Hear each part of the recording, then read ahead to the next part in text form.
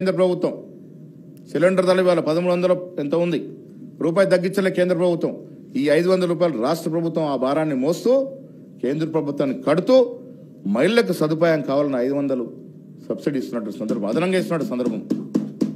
ఇలా చెప్పుతూ పోతే చాలా కార్యక్రమాలు ఇవాళ దేశంలోనే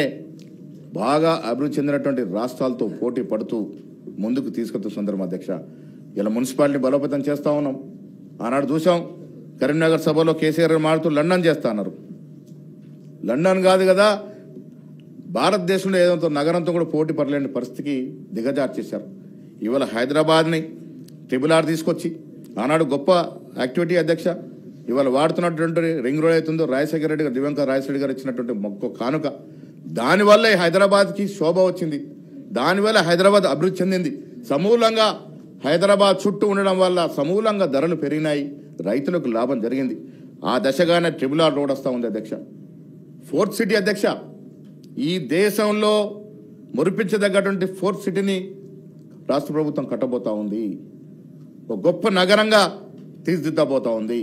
మూసీ గురించి పెద్దలు మాట్లాడినారు ఎందుకు మూసీ ప్రక్షాళన శ్రీకారం చుట్టాం అధ్యక్ష హైడ్రా ఎందుకు తీసుకొచ్చాం అధ్యక్ష Hyderabad is a city of lakes and rocks సుందరమైన సిటీ ఆనాడు నిజాం ప్రభువు ఇన్ని చెరువులు ఎందుకు తగ్గించారు అధ్యక్ష సస్యశ్యామలం హైదరాబాద్ని కబ్జా కోరులోకి వెళ్ళిపోతే దాన్ని వెనక్కి తీసుకోవాలంటే ఎంత గొగ్గోలు అధ్యక్ష ఎక్కడ లేని ప్రచారాన్ని ఇచ్చి ఒక బృహత్తరమైన కార్యక్రమానికి బ్రేక్ వేసే ప్రయత్నం చేసినారు మూసీ అధ్యక్ష మూసీ పరివాహక ప్రాంతంలో కుటుంబాలు ఉంటా ఉన్నాయి బీద కుటుంబాలు దోమలు ఈగలతో భేదపడుతూ అక్కడే ఉంటా ఉన్నారు వారికి రీహాబిలిట్ చేసే విధంగా 18,000 ఇల్లు డబుల్ బెడ్రూమ్లు ఇచ్చేటువంటి బాత్రూమ్ల కార్యక్రమాలు తీసుకున్నాం ఇలా 80% మూసి పరివాహక ప్రాంతంలో ఉన్నారు స్వచ్ఛందంగా మేము వెళ్ళిపోతాం మాకు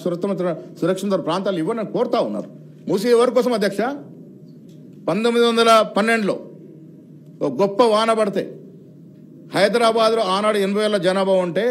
24,000 జనాభా కొట్టుకుపోయినటువంటి సందర్భం ఇది చరిత్ర ఒక నయా పూలు తప్ప అన్ని పూలు కొట్టుకుపోయినాయి ఆనాడు అలాంటి గొప్ప వర్షం ఇవాళ ఇక్కడ పడితే మన పరిస్థితి ఏంది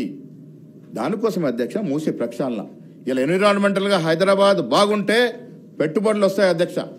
విదేశీ పెట్టుబడులు ఎవరు విదేశీ సంస్థలు ఎప్పుడు ఎక్కడ రావాలన్నా ప్రాణ భద్రత చూస్తారు ఫస్ట్ ప్రయారిటీ వాళ్ళు అడిగితే సెక్యూరిటీ ఏంటి అక్కడ ఆ సిటీ యొక్క భద్రత ఏంటని అడుగుతారు అధ్యక్ష ఆ తర్వాత వారు పెట్టుబడులకు వస్తారు ఇలా మూసీ ప్రక్షాళన సజావుగా జరిగి హైదరాబాద్ పాత చెరువులంతా పునరుద్ధరించబడితే హైదరాబాద్ అంత గొప్ప నగరం ఈ దేశంలో ఇంకోటి ఉండదు అధ్యక్ష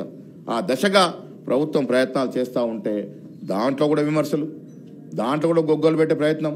అధ్యక్ష నేను మీ ద్వారా ప్రతిపక్ష సభ్యులు విజ్ఞప్తి చేస్తూ ఉన్నాను గత టైంలో కూడా కొన్ని మంచి కార్యక్రమాలు జరిగాయి ఒప్పుకోవాలి ప్రజాస్వామ్యంలో ఏ ముఖ్యమంత్రి అయినా